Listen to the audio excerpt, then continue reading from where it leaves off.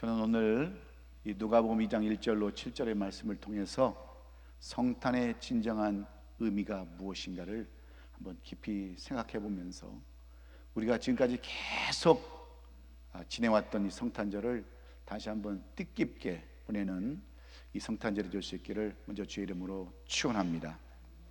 중국 고사성어 가운데 상전백회라는 그러한 말이 있습니다.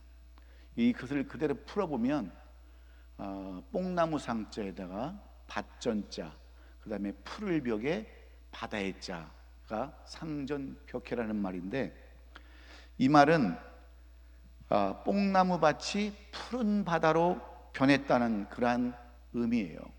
그러니까 푸른 그 뽕나무 밭이 한순간에 그냥 파란 바다로 변했다고 하는 이 모습은 세상이 놀랍게 변한 모습을 보고 비유하는 말입니다. 중국 진나라 때 도사였던 가롱이라는 사람이 신선전이라는 그 책에서 쓴 내용인데, 이 말의 깊은 의미는 뽕나무 밭이 푸른 바다로 변하는 동안 또한 자신은 하나도 변하지 않았다는 그런 의미도 품고 있습니다. 왜냐하면 우리가 살아가는 이 시대를 한마디로 이야기하면 변화의 시대이기 때문에 그래요. 왜냐하면 모든 것이 변해도 너무너무 빨리 변하기 때문에 그렇습니다. 과거 인간이 5,000년 동안 경험했던 그러한 그 변화를 우리는 100년 안에 다 그것을 변화시켰습니다. 그리고 과거 100년 동안 겪은 변화를 지난 10년 동안에 다 겪었다고 해도 과언이 아니에요. 그런데 앞으로 이 변화는 더 빠르면 빠르지 절대로 늦어지지는 않습니다. 이런 변화는 문명에만 있는 게 아니에요. 사회에도 있습니다. 우리 현실에도 있어요. 사회, 과학, 그 다음에 모든 분야, 의학, 정치, 모든 면에 있어서 다 적용되는데, 이 놀라운 변화를 경험해 왔고 앞으로도 더 빠르게 변화를 경험하게 될 것인데, 중요한 것은 이렇게 모든 것이 변한다 할지라도 우리는 변화되는 것이 없다고 하는 거예요. 세상이 변하고 물질이 변하고 모든 환경이 다 변해도 한 가지 변하지 않는 것이 문제인데, 그것이 바로 사람이 변하지 않는다는 겁니다. 실제로 우리 속사람을 들여다보면 에덴 동산에서 추방당할 때 그 모습 그대로 우리는 지금까지 살아가고 있습니다. 오히려 말세를 향해 갈수록 더 심해져 가요. 그래서 로마서 1장 28절 이하의 말씀을 보면 사도 바울이 2000년 전 하나님을 믿지 않는 사람들의 모습을 이렇게 기록해 놨어요. 또한 그들이 하나님 마음에 하나님 두기를 싫어하며 하나님께서 그들을 그 상실한 마음대로 내버려 두사 합당치 하지 못한 일을 하게 하셨으니 곧 모든 불의, 추악, 탐욕, 악의가 가득한 자요, 시기, 살인, 분쟁, 악독이 가득한 자요, 수군하는 자요, 비방하는 자요, 하나님께서 미워하는 자요, 능욕하는 자요, 교만하는 자요, 자랑하는 자요, 악을 도모하는 자요, 부모를 거역하는 자요, 우매한 자요, 배역하는 자요, 무정한 자요, 무자비한 자라. 2000년 전에도 똑같이 그런 사람들의 모습이 이런 모습이었는데, 여러분 2000년이 지난 이후에 우리들의 모습은 어떻습니까? 그때나 지금이나 변한 게 아무것도 없지 않습니까? 똑같이 우매한 자로, 배악한 자로, 무정한 자로, 무자비한 자로 지금 우리는 살아가고 있는 것입니다. 저는 이 말씀을 읽으면서 참으로 잘 이해가 되지 아니하고 놀라지 않을 수 없었습니다. 어쩌면 그 당시 인간 속 사람 모습이나 지금 2000년 전 이후의 사람의 모습이나 달라진 것이 하나도 없다고 그러는데 놀라지 않을 수 없어요. 여러분 2000년 전 시대를 우리가 과학적으로 따지면 그때는 청동기 시대입니다. 석기 시대에서 청동기 시대로 바꿨던 옛날 정말 아주 골짝 같은 그러한 시절인데, 지금 우리 시대는 어떤 시대입니까? 달나라를 정복하고 지금 화성을 식민지로 삼겠다고 하는 이 과학의 시대에 여러분 우리의 모습은 변화되었습니까? 바뀌어졌습니까? 오히려 더하면 더했지 덜하지 않는 모습들이 지금 우리들의 모습인 거예요. 그러므로 오늘 우리는 이 성탄의 주인공 오신 예수 그리스도를 맞이해야 할 이유가 있는 것입니다. 여러분, 왜 우리가 안 변해요?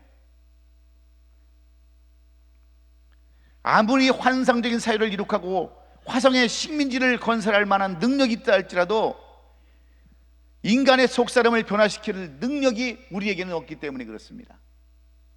우리는 우리 자신의 스스로 능력을, 우리 자신을 변화시킬 수 있는 능력이 없어요.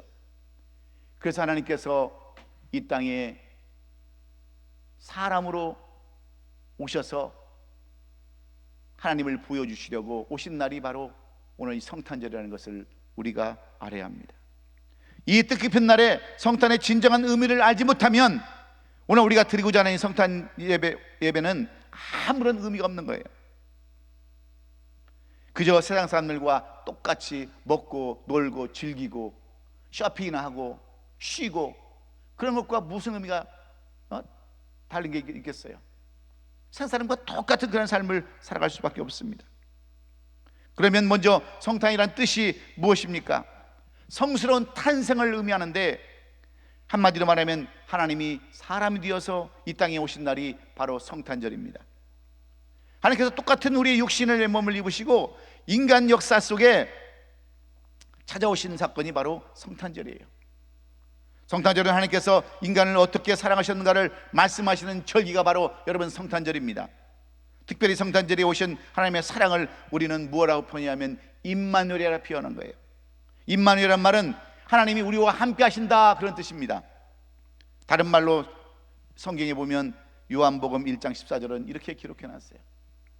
말씀 육신이 되어 우리 가운데 거하심에 우리가 그의 영광을 보니 아버지의 독생자의 영광이요 은혜와 진리가 충만하더라 그랬습니다. 이것이 바로 성탄절의 그러한 의미입니다. 뿐만 아니라 요한복음 18장에서 본래 하나님을 본 사람이 없으니 아버지 품속에 있는 독생하신 하나님이 나타내셨다, 이게 바로 성탄절이라는 거죠. 우리는 하나님을 볼 수도 없고 만질 수도 없고 체험할 수가 없기 때문에 하나님께서 인간의 몸을 입으시고 이 땅에 예수 그리스도를 보내주신, 그래서 하나님이 이런 분이시다는 것을 보여주시기 위해서 예수를 이 땅에 보내신 날이 바로 성탄절이라는 것을 우리가 알 때 오늘 드리는 이 예배가 여러분 의미가 있는 겁니다. 이런 걸 모르고 예배를 드리니까 어떤 삶을 살아갑니까? 세상 사람들과 똑같은 삶을 살아가지 않습니까? 요약하면 하나님은 저 높고 높은 하늘 보좌에 계셔서 우리를 쳐다보시고 호령만 하시는 그런 분이 아니라 우리를 만나주시려고 직접 오신 날, 역사적인 사건이 바로 이 성탄절이라는 것을 오늘 우리는 잊지 말아야 합니다. 죄로 인하여 더러워진 우리 인간들이 감히 하나님 앞에 나갈 수 있고 쳐다볼 수 없음을 아시고 그분께서 스스로 낮아져서 오신 날, 바로 대속의 물로, 대속의 죄로 우리를 씻겨주시고 오신 날이 바로 이 성탄절이라는 것을 우리가 알 때 우리의 삶 속에는 감사가 넘쳐나고 찬양이 넘쳐나고 메리 크리스마스라고 우리가 당당히 서로 인사할 수 있는 줄로 믿습니다. 여러분, 이 성탄절을 가장 기쁜 날이라고 하는 이유가 어디에 있겠습니까? 우리에게는 많은 기쁜 날이 있죠. 뭐 취직이 됐다거나 아니면 아기를 낳았다든가 결혼을 했다거나 아니면 승진을 했다거나 우리에게는 기쁜 날이 사실 많이 있습니다. 근데 이것은 가장 기쁜 날이라고는 하지 않아요. 왜 그런 줄 아세요? 승진을 했지만 쫓겨날 때도 있고요, 예? 그렇게 이쁜 자식을 낳았지만 자식이 왼수 같을 때도 있고요, 결혼했지만 서로 사랑해서 결혼했지만 헤어질 때도 있고, 그 기쁨은 오래가지 못하기 때문에 그래요. 그런데 왜 이 성탄절이 가장 기쁘고 기쁜 날이냐면 영원히 우리를 구원할 주님이 오신 날이기 때문인 줄 믿습니다. 변함없이 오신 날이 바로 그 성탄절이기 때문에 이 날이 가장 기쁜 날이라고 말씀하는 거예요. 죄로 인하여 죄의 대가를 치르기 위해서 감옥에 갇혔던 주유소에게 여러분 가장 기쁜 소식이 뭐겠어요? 모범사가 되는 것입니까? 아니면 형량이 감형되는 것이겠어요? 아니면 누가 아는 사람이 면회 온 것이겠어요?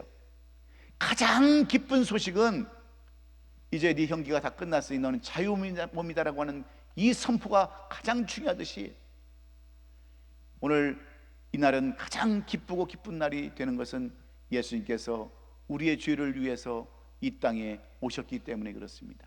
영원히 변치 않는 그러한 그 죄의 대속감 때문에 오신 날이기 때문에 이 날이 가장 기쁘고 기쁜 날인 줄로 믿습니다. 그런데 성탄절을 받는 우리의 모습은 어떻습니까? 하나님께 영광을 돌리고 찬양을 돌리는 그러한 모습보다는 세상이 주는 쾌락과 기쁨과 그 들뜸의 속에서 여가를 즐기고 휴가를 즐기는 그러한 사람들이 너무나도 많이 있다고 하는 거죠. 그래서 진정한 의미가 무엇인지를 모르면, 성탄의 진정한 의미가 뭔지를 모르면 세상 사람과 똑같은 삶을 살아갈 수밖에 없는 것입니다. 왜 기뻐해야 되는지, 왜 감사해야 되는지, 무엇 때문에 주의 영광을 돌려야 되는지를 알지 못하기 때문에 그렇죠. 남들이 하는 대로 따라하고 남들이 따라 하다 보니까 엉뚱한 길로 가게 되므로 건전한 성탄의 의미가 왜곡될 수밖에 없기에, 저는 오늘 여러분들이 이 성탄절을 맞아서 성탄의 진정한 의미를 다시 한번 깨닫기를 원해요. 저도 예수를 믿기 전에, 그리스도인이 되기 전까지는 이 성탄의 의미를 잘 몰랐습니다. 그런데 예수를 믿고 난 이후에 참 많이 성탄의 의미를 생각하게 됐어요. 여러분, 지금 절에 가보면, 한국에 특히 그 절에 가보면 절 사찰 입구에다가 플랜카드를 써붙였어요. 뭐라고 써붙인 줄 아세요? 축성탄 써놓고 어린 아기의 탄생을 진심으로 축하합니다라고 크게 써놨어요, 절에. 여러분, 그거 한번 생각해 보셨나요? 왜 저 사람들은 예수님의 탄생을 저렇게 축하할까? 저는 이해가 되지 않았어요. 저들이 만약에 예수님이 왜 오셨는지, 무엇 때문에 오셨는지를 안다면 축성탄이라고 써붙였겠어요? 예수님이 오신 이유는 우리를 구원하기 위함이고, 하나님은 예수님을 믿는 사람들만이 구원을 받을 수 있는 조건을 말씀해 주시기 위해서 예수님이 이 땅에 오셨어요. 그래서 예수를 믿는 사람들은 사망에 이르지 아니하고 구원을 얻고 천국을 가지만, 예수 믿지 않는 사람은 지옥불에 떨어질 수밖에 없다고 하는 것이 바로 예수님이 오신 사건인데, 여러분, 그들이 예수님을 믿습니까? 예수님이 구원하시는 걸 믿어요? 제가 땡스기빙 때 우리 친구가 저한테 그림을 하나 보내줬어요. 그 그림을 보니까 땡스기빙 때 이 치킨 있잖아요, 그 수탉이 터키한테, 그 칠면조한테 뭐라고 인사를 하냐면 해피 땡스기빙 데이, 해피 땡스기빙. 그러니까 이 칠면조가 뭐라고 그랬겠어요? Shut up. 이 땡스기빙 때의 희생제물이 누구냐? 칠면조. 그러니까 이 수탉이 인사를 그렇게 하는 거예요. 해피 땡스기빙 데이. 그러니까 터키가 shut up 그렇게 얘기를 하는 걸 보면서 똑같은 거 아니겠어요? 왜 그토록 그들이 우리는 이렇게 상대방의 종교를 포용할 줄 안다는 의미로 성탄절을 이해해 주는 그걸로 우리가 받아들여야 되겠습니까? 심각하게 생각을 해야죠, 심각하게. 여러분, 그뿐만 아니라 우리 주위에 있는 이슬람 사원이나 힌두교 사원도 마찬가지예요. 그들은 그런 글귀는 써붙이지 않았지만, 여러분, 힌두교 사원이나 이런 이슬람 사원 가보면요, 크리스마스 트리를 잔뜩 해놓고 오색 찬란한 등을 다 만들어 놨어요. 비록 플랜카드는 만들지 않았지만 그들도 예수 그리스도의 탄생을 이렇게 반긴다, 그런 의미 아닙니까? 그러면 결국 그들이 예수 그리스도를 영접하지 않으면 그들은 뭐가 되겠습니까? 사탄의 자식밖에 되지 않는 거예요. 지옥불로 갈 수밖에 없는 거예요. 그러면서도 우리는 상대방의 종교를 인정하고 존중한다 하는 그런 의미를 보내면 어떻게 하겠느냐는 거죠. 얼마나 어리석은 그러한 모습들입니까? 그래서 오늘 이 본문은 이 성탄절의 의미가 무엇인가를, 왜 주님이 이 땅에 오실 때 굳이 마구간에서 태어나지 아니었는가를 말씀해 주고 있는 그러한 내용들입니다. 성경은 예수님이 태어나신 곳을 사관, 즉 여관이 아니라, 방이 아니라 짐승들의 밥그릇인 염을 통해서 나신 것을 배경으로 말씀하시면서 성탄절의 올바른 뜻과 목적을 말씀해 주기를 원하고 있어요. 오늘 본문 7절에 기록된 것처럼 첫 아들을 낳아 강보로 사서 그 위에 뉘었으니 이는 여관에 있을 곳이 없음이라라. 여러분, 왜 예수님께서는 호화로운 궁궐이나 왕궁에서 태어나지 않으셨을까요? 웅장한 예루살렘 성에서 태어나셔도 될 그러한 하나님의 아들이신데도 불구하고 왜 굳이 냄새나는 말구유 위안권에서 태어나셨느냐는 겁니다. 그 춥고 추운 그 짐승의 마구간에서 왜 주님이 태어나셨는가, 그것을 우리가 알아야 되지 않겠어요? 이 비밀을 안다면 우리가 드리는 이 성탄 예배가 진정으로 즐겁고 아름답고 감사한 예배가 될 줄로 저는 믿습니다. 오늘 이 본문의 말씀은 사도 바울의 제자였던 누가가 썼던 그러한 내용이에요. 예수님이 왜 첫아들을 낳았는데 머물 곳이 없어서, 여관에서 있을 곳이 없어서 말구유에 태어나셨는가를 말씀해 주심으로 성탄의 진정한 의미가 무엇인가를 우리에게 설명하는 그러한 내용들입니다. 우리가 잘 아는 대로 이 사도 바울의 제자였던 누가는 의사입니다. 의사예요. 그는 안디옥 출신으로서 이방인이었지만 예수 그리스도를 영접한 이후에 사도 바울을 돕는 신실한 제자로 쓰임을 받았습니다. 이 누가복음과 사도행전을 쓰면서 많은 것들을 보고 배웠지만 그는 여러 가지 상황을 종합해서 예수님의 탄생을 이렇게 기록하고 있는 거예요. 예수님은 말구유 통해서 태어나셨는데 그 이유가 어디에 있는가를 우리에게 자세하게 말씀해 주고 있습니다. 이 당시는 로마 황제 가이사 아구스토가 통치하던 때였습니다.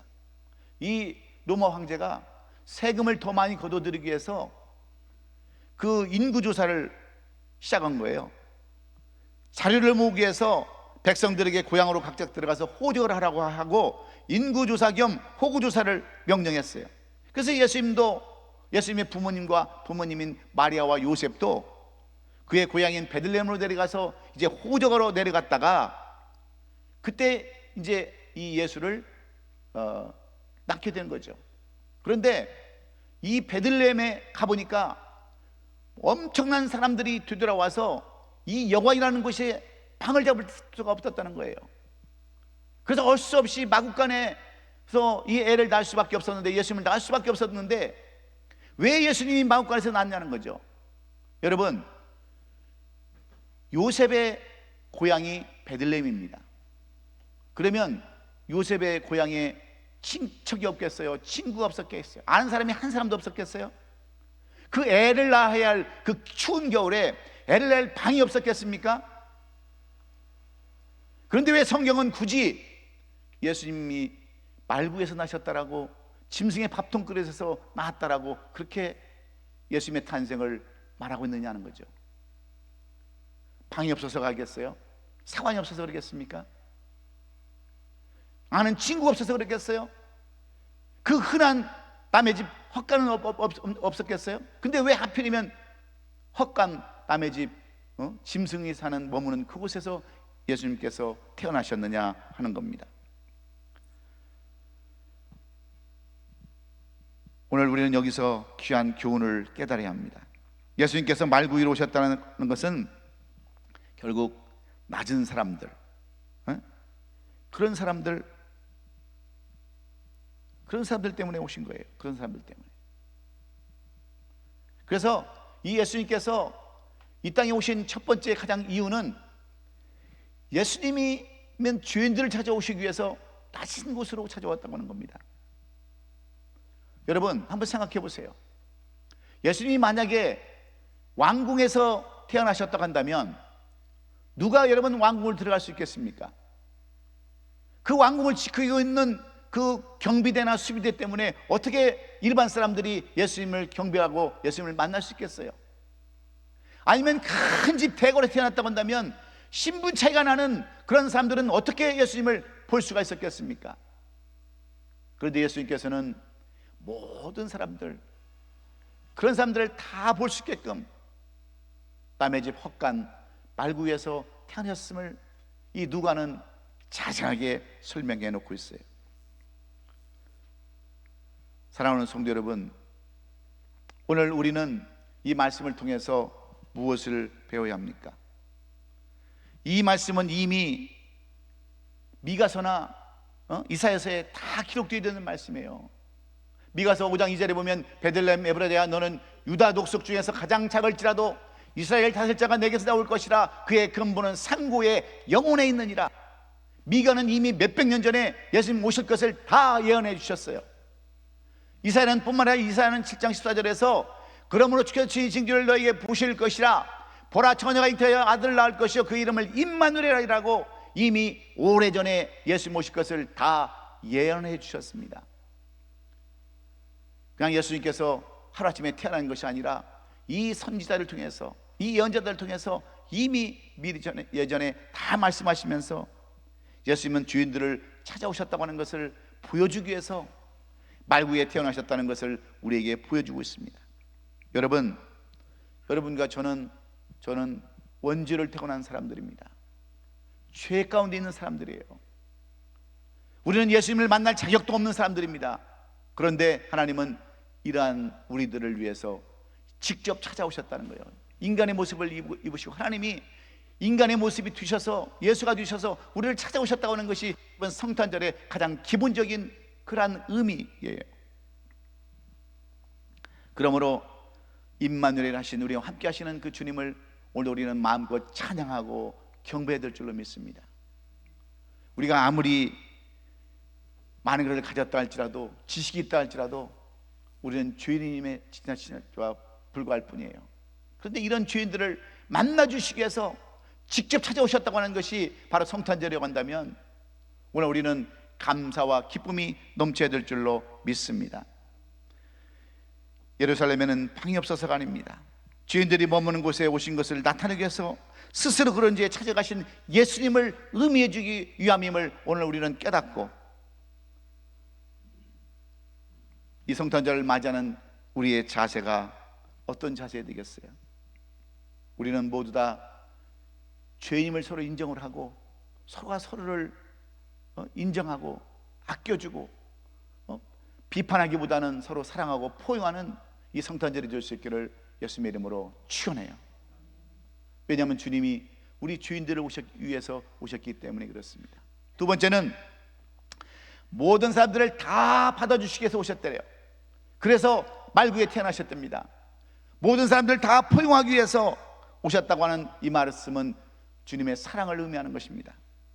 예수님께서 왜 비천한 말구에서 태어나신 것을 우리를 만나주시기 위함이셨어요. 여러분 한번 생각해 보세요. 예수님께서 말구에 태어나지 않으셨다면 우리가 어떻게 예수님을 만날 수 있겠어요? 동방박사도 어떻게 그 헤롯궁을 들어갈 수 있었겠어요? 그래서 오늘 예수님은 모든 사람들을 다 받아주시기 위해서 임마누엘로 오셔가지고 말구에 태어나셨음을 우리에게 말씀해 줍니다. 얼마 전 새벽 예배할 때는 우리 이선희 목사님께서 동방박사에 대해서 말씀을 해주셨는데, 여러분 동방박사들이 예수님을 경배하러 그 먼 곳까지 별을 찾아서 여기까지 왔을 때는 왜 예수님이 그 동방박사들이 예수님을 찾아오셨겠어요? 우리의 최대의 관심사가 있다면 여러분 무엇입니까? 여기에 있는 우리 한 사람 한 사람을 만나주시는 거예요. 비록 세상 사람들이 나를 몰라준다 할지라도 예수님만큼은 우리를 다 알아주십니다. 그래서 우리에게는 소망이 있는 거예요. 그만큼 나는 귀중하고 값진 존재라는 것을 우리가 깨달아야 돼요. 왕같은 제사장이라는 것을 여러분들이 깨달을 때 오늘 이 성탄절은 깊은 의미가 있는 것입니다. 그러므로 우리는 이 성탄절의 깊은 뜻을 깨달아서 우리도 주님의 사랑을 실천하기 위해서 이 성탄절을 의미하는 겁니다. 많은 사람들이 우리 어린아이들 생일 때 되면, 어린아이는 온데간데 없습니다. 그냥 애가 보채고 막 그러니까 그냥 들쳐매고 어디로 사라지고, 오는 손님들만 앉아서 막 술 먹고 노래 부르고 잔치하고 그러지 애는 여러분 상관도 없는 거예요. 여러분 성탄절이 그런 성탄절이 되기를 원합니까? 가장 핵심적이고 알맹이인 예수님은 빠져버리고 우리끼리 앉아서 그냥 어떤 이러한 즐기는 모습, 어쩔 수 없이 그냥 보내는 이러한 성탄절에 간다면 이 성탄절은 아무런 의미가 없는 거예요. 이 성탄절을 통해서 우리는 주님의 사랑을 깨달아야 될 줄로 믿습니다. 모든 사람들을 다 포용하고 모든 사람들을 다 받아주시기 위해서 이 땅에 오신 주님을 우리가 생각한다면 우리도 그런 삶을 살아야 되지 않겠어요? 2022년도 우리가 사랑을 다 못 나누지 못했다고 한다면 여러분 그 사랑을 다 나눌 수 있기를 바랍니다. 그래서 이 크리스마스가 되면, 성탄절이 되면 어떤 교회는 예배를 안 드려요. 우리 아래층에 있는 그 저쪽 그 길 건너에 있는 교회는 아예 문을 다 닫아버렸더라고요. 그리고 가족들과 산이나 어디 산장에 가서 놀러 가서 거기서 예배를 드리는지는 모르겠지만 좌우지간 그렇게 가족과 한 가족으로 이렇게 섬기고 그렇게 하더라고요. 히스패닉들은 그렇게 하더라고요.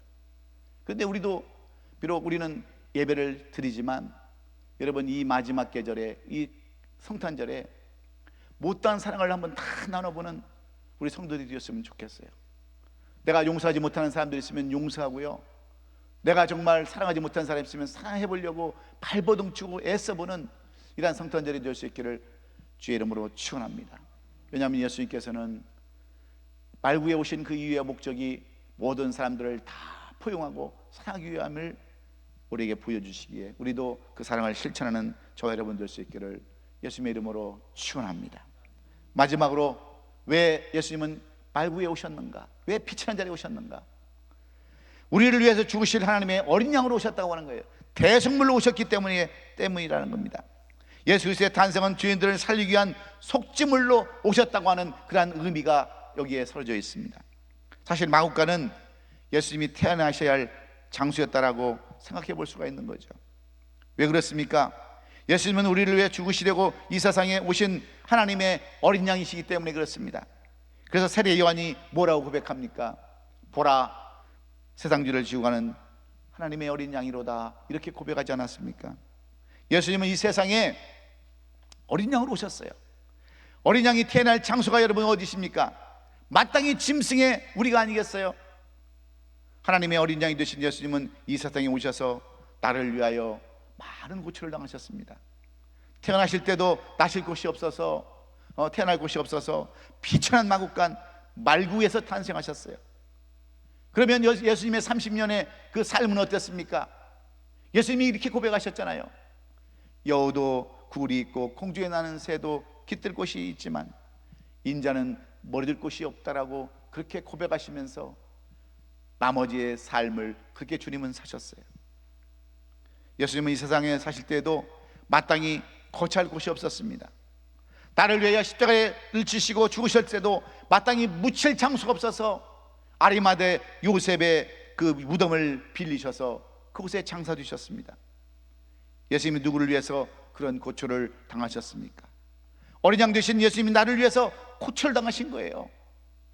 여러분, 우리가 아무리 돈이 많다 할지라도, 많이 배웠다 할지라도, 여러분 아무리 똑똑하고 잘생겼다 할지라도 우리에게 공통적이 있는 것이 한 가지가 있어요. 그게 뭔지 아십니까? 다 오는 고통입니다. 고초예요. 돈 많다고 여러분 고통이 없는 줄 아세요? 여러분 지식이 있다고 고통이 없는 줄 아세요? 건강하다고 고통이 없는 줄 아세요?